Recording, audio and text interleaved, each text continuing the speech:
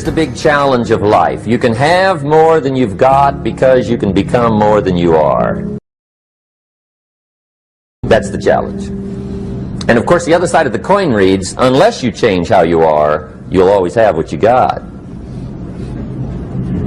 I have found in my experience that income does not far exceed personal development. Now, sometimes income takes a lucky jump, but sure enough, unless you grow out where it is, it'll usually come back where you are. Life has strange ways. If somebody hands you $1 million, best you become a millionaire quickly, so you get to keep the money. Otherwise, sure enough, it'll disappear. Somebody once said, if you took all the money in the world, divided it up equally among everybody, it would soon all be back in the same pockets. Incredible. Success is something you attract, not something you pursue. Success is looking for a good place to stay. So instead of going after it, you work on yourself. Personal development. See, the major question to ask on the job is not what are you getting? The major question to ask on the job is, what are you becoming? See, the big question is not what am I getting paid here. The big question is, what am I becoming here? Because true happiness is not contained in what you get. Happiness is contained in what you become. So that's our major subject for tonight, personal development. Of all the assignments Mr. Schoaf gave me at age 25, this was probably the most difficult. In fact, I'm still working on this one. I think it's an unending challenge to see what you can become. The next subject is called Basic Laws. And it's good to study the basics. And I call these basics primarily because they come from the Bible. Now, I'm not a theologian or a minister, and that'll be apparent. But Mr. Schoaf taught me that the Bible was a good textbook for ideas and stories and success equations, how to live the better life. I found out that was true. He also taught me that the Bible is as practical as it is spiritual, and I found out that's true.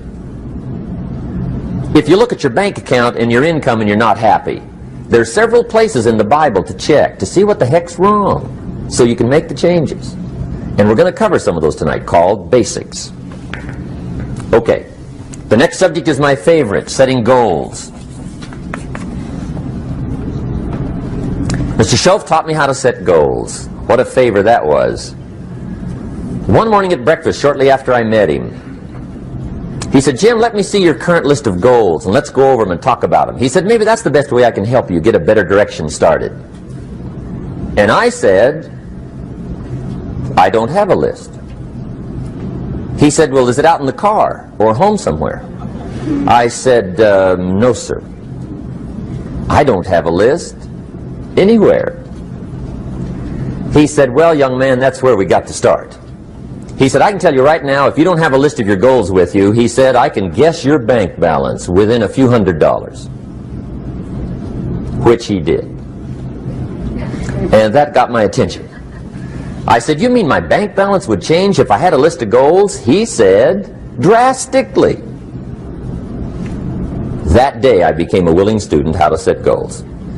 And sure enough, learning how to set goals changed my life. And I often wondered why no one had ever taught me how to set goals up until age 25.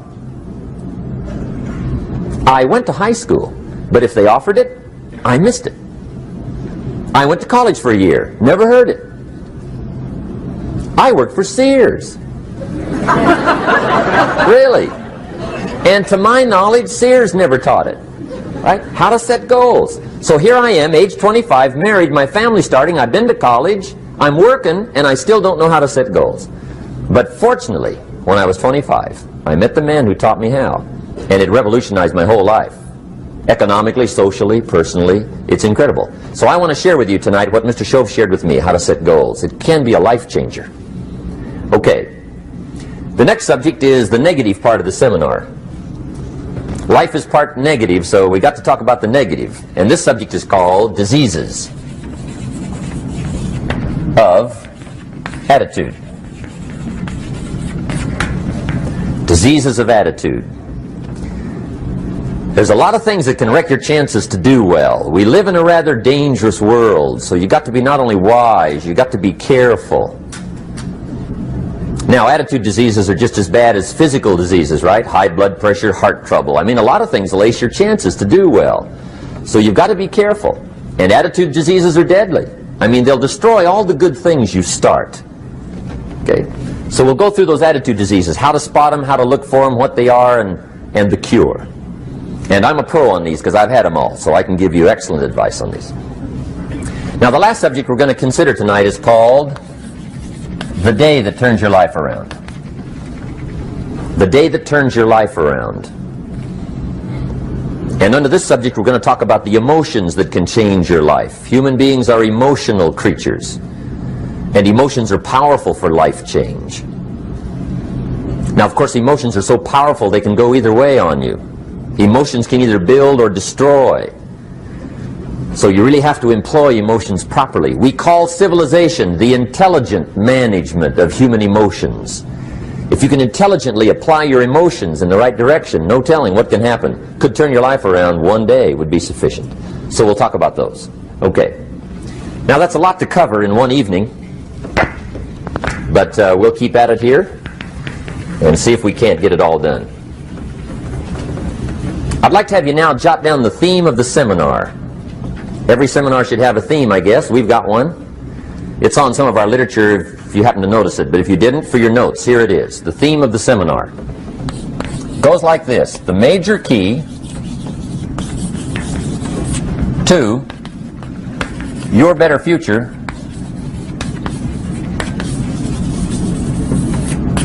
is you. That's the theme of our seminar tonight. The major key to your better future is you. And I'd like to have you underline two words just to give it some added punch. Underline the word major and the word you, so that it reads, the major key to your better future is you.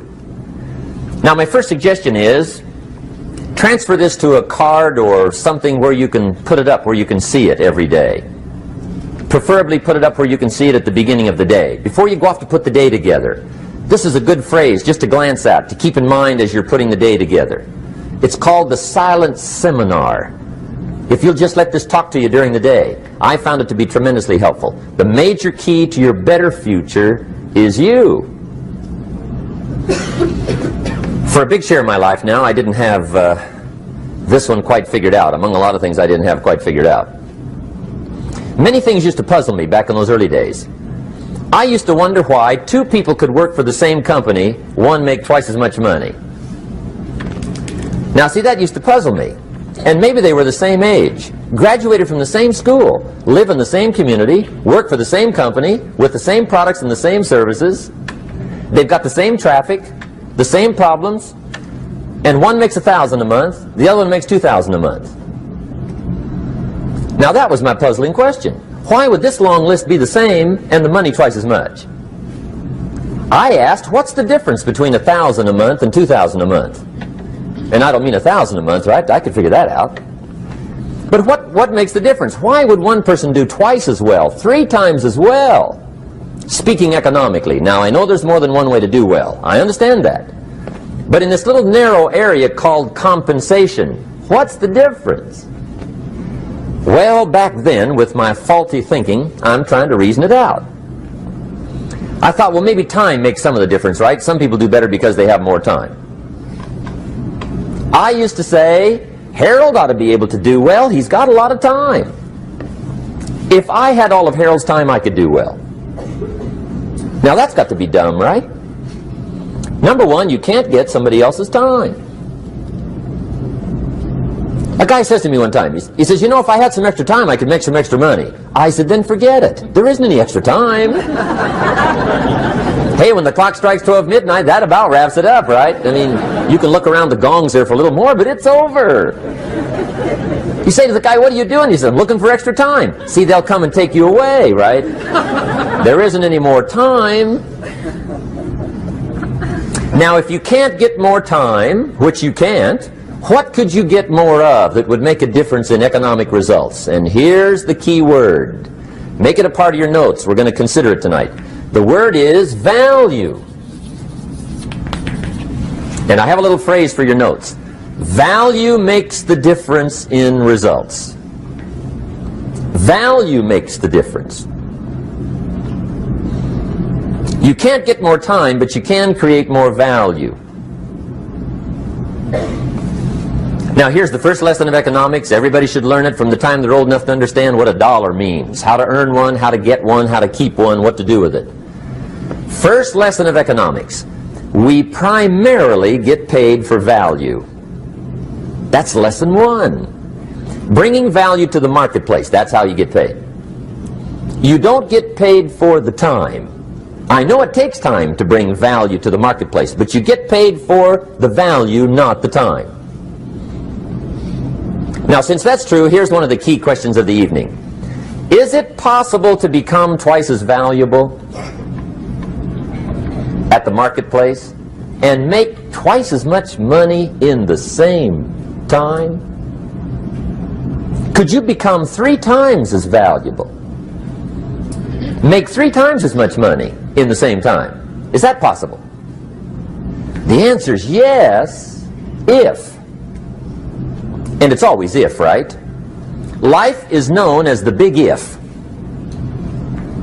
Harry Truman once said, life is iffy. How true. And here's the big if we're going to consider it tonight. It's possible to do much better at the marketplace if you go to work primarily on yourself. And that's the theme of our seminar tonight. Learning to work primarily on yourself. People have asked me for the last 24 years, how do you develop an above-average income? And the answer is, become an above-average person. Develop an above-average handshake. Some people want to be successful, they don't even work on their handshake. As easy as that would be to start on. They let it slide, they don't understand. Develop an above-average smile. Develop an above-average excitement. Develop an above-average interest in other people. Develop an above-average intensity to win. See, that'll change everything. Probably one of the most frustrating experiences in life is looking for an above-average job with above-average pay without becoming an above-average person. It's called frustration.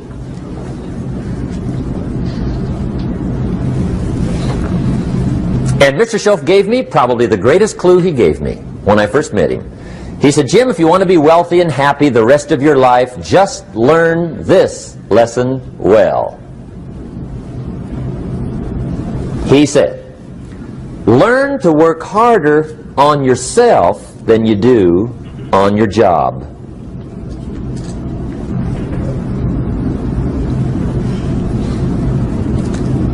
Then Mr. Shelf gave me probably one of the most important clues among so many things he taught me, but this was in those early days. Mr. Shelf was very kind, but he was also very abrupt. And he had these interesting questions to ask. I'm giving him a little rundown one day on how things hadn't worked out for me. He said, Mr. Rohn, I've got the answer for you if you will listen carefully. And listen carefully I did that day and for the next 5 years. If somebody's wealthy and happy, you gotta listen. He said, Jim, I've only known you a short time. But he said, it's already my honest opinion that for things to change for you, you've got to change. That wasn't quite the answer I was looking for. But that's the answer he gave me, and I pass it along to you on this warm summer evening in Anaheim, California, 1981. For things to change for you, you've got to change. Otherwise, it isn't going to change. Before I met Mr. Shelf, I used to say, I sure hope things will change. Right? That seemed to be my only hope.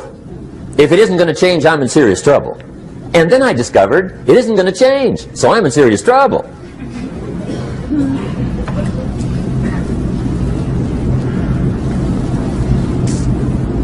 See, I can tell you what the 80s are going to be like. You have dropped into the right place. I did a seminar one time for Standard Oil executives and management in Honolulu. And we're having a conference one day on this big conference table. And one of them said to me, Mr. Rohn, you know some fairly important people halfway around the world. What do you think the 80s are going to be like? I said, gentlemen, I do know the right people. I can tell you. So they all listened very carefully. And I said, gentlemen, based on my wide experience, I can really honestly say to you, in my opinion, in the 80s, it's going to be about like it's always been. Aren't you glad you came? That's inside. I don't pass that around just everywhere. Now, of course, I said that to make a point, but I also said it because it's accurate. It's going to be about like it's always been. It isn't going to change. The tide comes in, and then what? It goes out. For 6,500 years that we know of, recorded history, and probably long before that. So it is not going to change. It gets light, and then what? It turns dark. 6,500 years. See, it's not likely to change. And we're not to be startled by that. If the sun goes down, the guy says, what's happened, what's happened? It means he hasn't been here long, I guess, right? It always goes down about this time. The guy says, well, I don't like that arrangement. Well, you got to talk to somebody besides me, right? It gets light, then it turns dark. In rotation, the next season after fall is what? Winter. Pray tell, how often does winter follow fall? Every year regularly for the last 6,500 that we know of. See, it is not going to change. Now, some winters are long, and some are short, and some are hard, and some are easy, but they always come right after falls. It isn't going to change. Sometimes you can figure it out, sometimes there's no way to figure it out. Sometimes it goes well, sometimes it gets in a knot. Sometimes it sails along, sometimes it gets in reverse. See, that's not going to change. The last 6,000 years reads like this: opportunity mixed with difficulty. That's how it reads. It isn't going to change. The man says, well, if it isn't going to change, how will my life ever change? Answer, when you change. And whether I'm talking to high school kids or business executives, my message is always the same. And it goes like this: the only way it gets better for you is when you get better.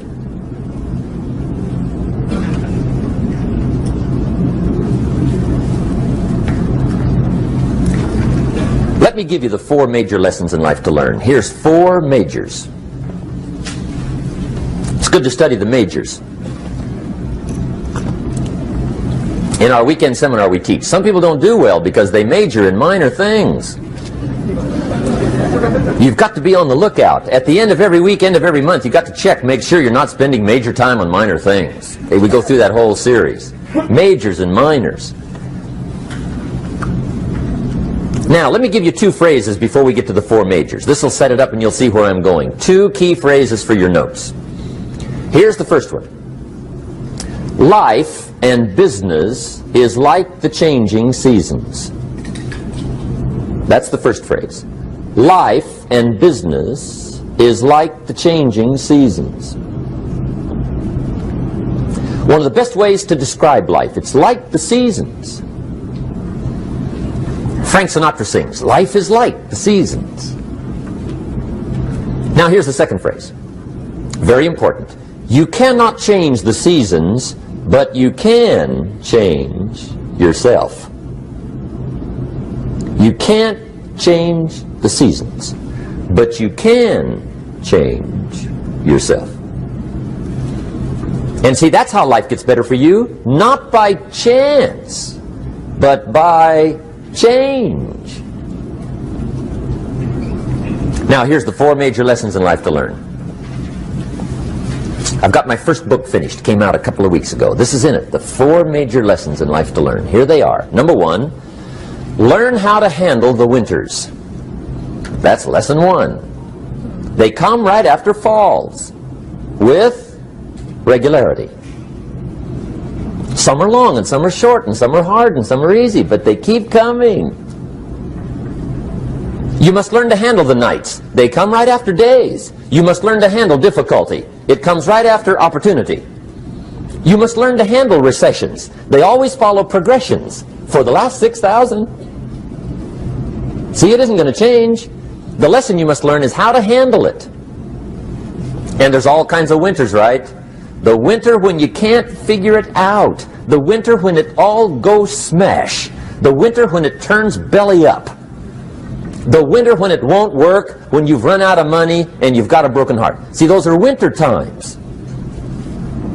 There's all kinds. Economic winters, social winters, personal winters.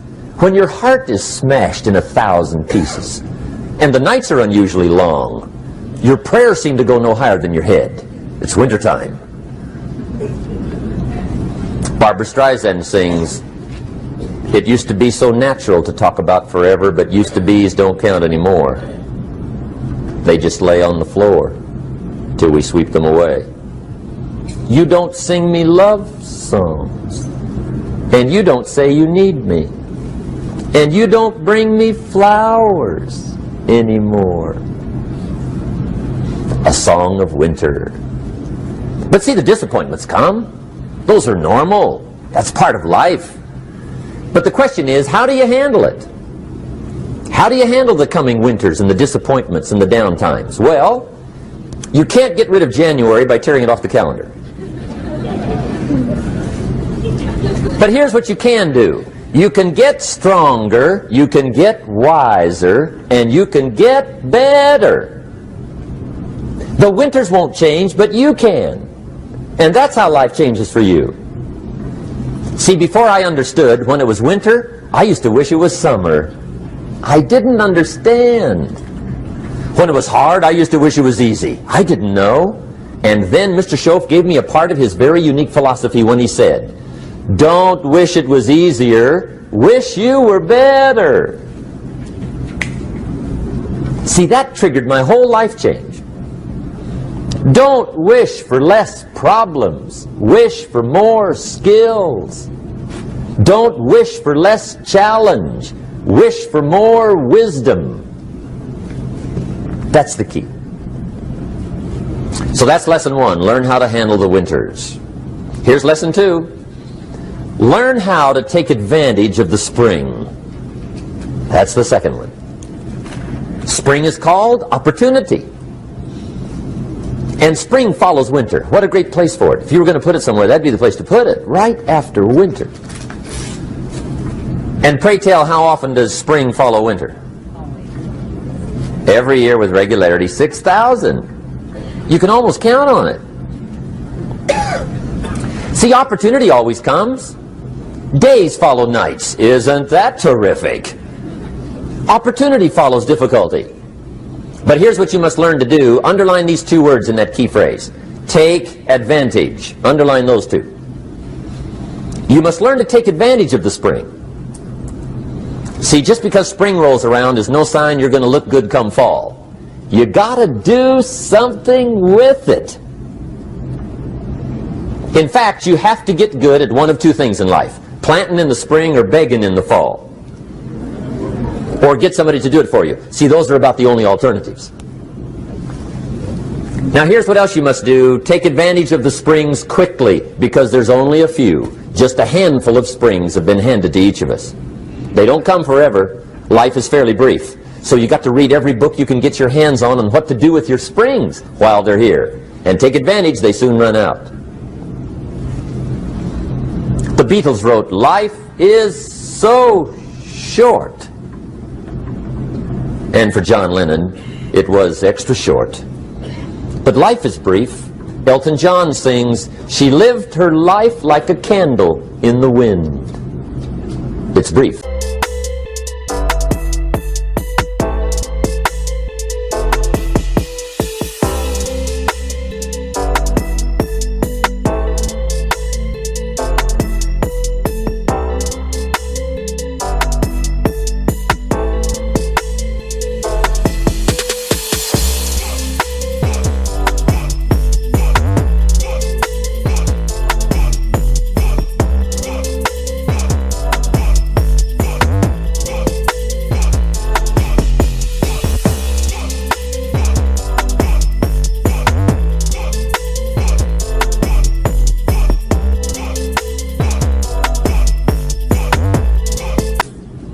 So whatever you're going to do with your life, you got to get at it. Don't just let the springs pass. Here's the third major lesson in life to learn. Learn how to protect your crops all summer. You got to take care of what you start. Sure enough, as soon as you've planted your garden in the spring, the busy bugs and the noxious weeds are out to take it. And here's the next bit of truth. They will take it unless you prevent it. And that's the third major skill to learn. You've got to learn to prevent the intruder from taking all the good you start. It's one of the challenges. Here's two key phrases under number 3. First one, all good will be attacked. On this planet. Maybe not the next one we get to, but on this one, all good will be attacked. Every garden will be invaded. Not to think so is naive. And here's the second phrase. All values must be defended. Political values, social values, community values, family values, marriage values, friendship values, business values. Every garden must be tended all summer. Third major lesson. Now here's number 4. Fourth major lesson in life to learn. Learn how to reap in the fall without complaint. Learn to reap come harvest time without complaint. Take full responsibility for what happens to you. It's one of the highest forms of human maturity, accepting full responsibility. It's the day you know you've passed from childhood to adulthood, the day you accept full responsibility. And another note, learn to reap in the fall without apology. Without apology if you do well, and without complaint if you don't. That's maturity. I used to have that long list of reasons why I wasn't doing well. To explain. You got to explain, right? Otherwise you're going to look bad. I used to have this funny list called Reasons for Not Looking Good.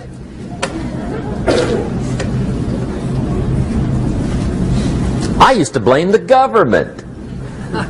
I mean, you can believe that or not. It was at the top of my list. I had a lecture second to none. The government. That was on my list.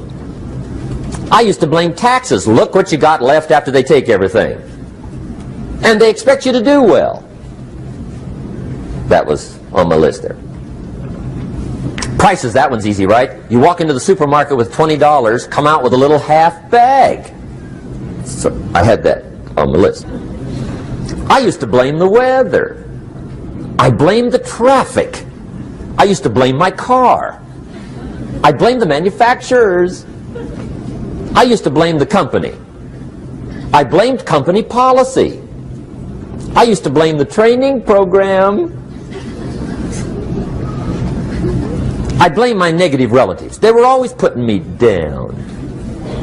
I blame my cynical neighbors. They're just selfish, looking out for themselves. Won't loan you money? They were on my list.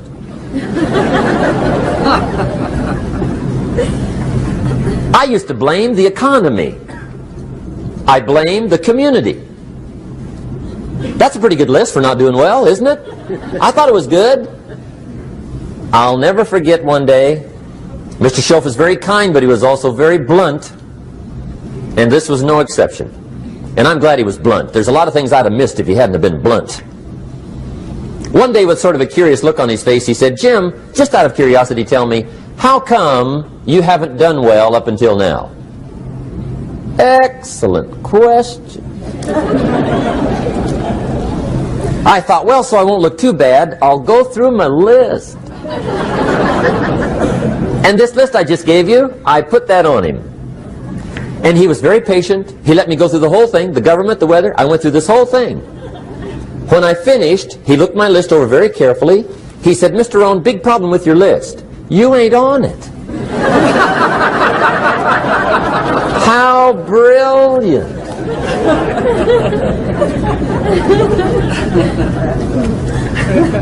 When I went to work for him a few months later, I learned very quickly to tear up my list, reasons for not doing well, and I threw it away. And I got me a fresh piece of paper. And I put one word on it. Me. There's a Black Heritage spiritual that says it's not my mother nor my father, nor my brother nor my sister, but it's me, oh Lord, standing in the need of prayer. See, I used to blame everything outside. And then let me give you a little philosophy that helped turn my life around. For your notes, here it is. It's not what happens that determines the quality or the quantity of your life. It's not what happens. And the reason is because what happens happens to about everybody. No different. The sun went down on all of us last night. A common event, a happening. And I found out that the same things can happen to two different people. One gets rich and one stays poor. Why is that? It's because it's not what happens, but rather it's what you do that changes everything. So that's a key phrase. It's not what happens, it's what you do. What happens is about the same. You might put that in parentheses here. Same. What people do, that's what's different. Anything can happen, right? Everything can happen. I've heard all the stories. I've been one of the stories. Hey, we could all tell stories all night long, right? Happenings. Anything can happen. Have you heard of Murphy's?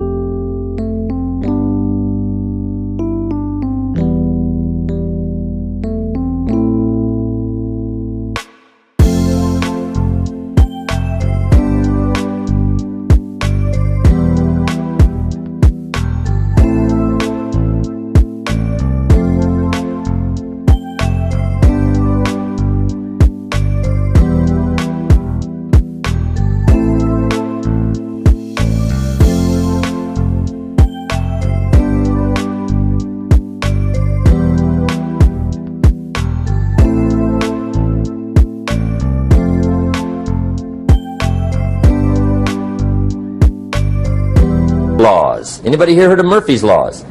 Okay, most of you have. Murph had these laws. One of them was, if anything can go wrong, it will. That's one of Murphy's laws. He was not one of the great positive speakers of the day. But anyway, it's still true though, right? Anything can go wrong, everything can go wrong. For sure. I've fallen out of the sky so many times. Once to the tune of a couple of million. Devastating. Took me a while to survive that one. Now, it wasn't all that much, but it was all I had. Right? I mean, that's when it's much, right? When it's all you got. If you got 3, 2 go, you got 1 left, you ain't looking that bad. But when it all goes. Has anybody been there when it all went? Anybody? Come on, the rest of you liars. Go ahead. Hey, we've all been there, right? When it all went. Of course, it used to be a long time ago, right? When you ran out of money, got to 0, you were all through. Heck, now you can whistle right on by 0, right? I mean, they will bury you. That's what they will do.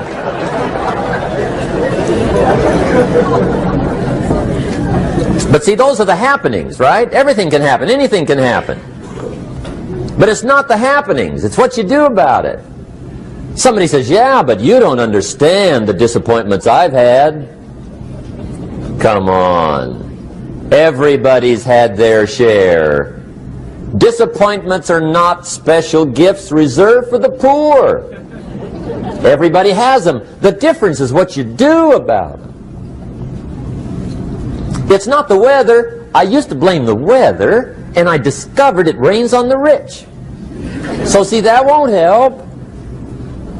2 men wake up one morning, there's a rainstorm on. One of them looks out his window, sees the rainstorm, and he says, wow, what a storm. With weather like this, they can't expect you to go out and make sales. He stays home. Same morning, the other guy looks out his window, sees the same storm, says, wow, what a storm. But he says, you know what, with weather like this, what a great day to go out and make sales. Most everybody will probably be home, especially the salesman.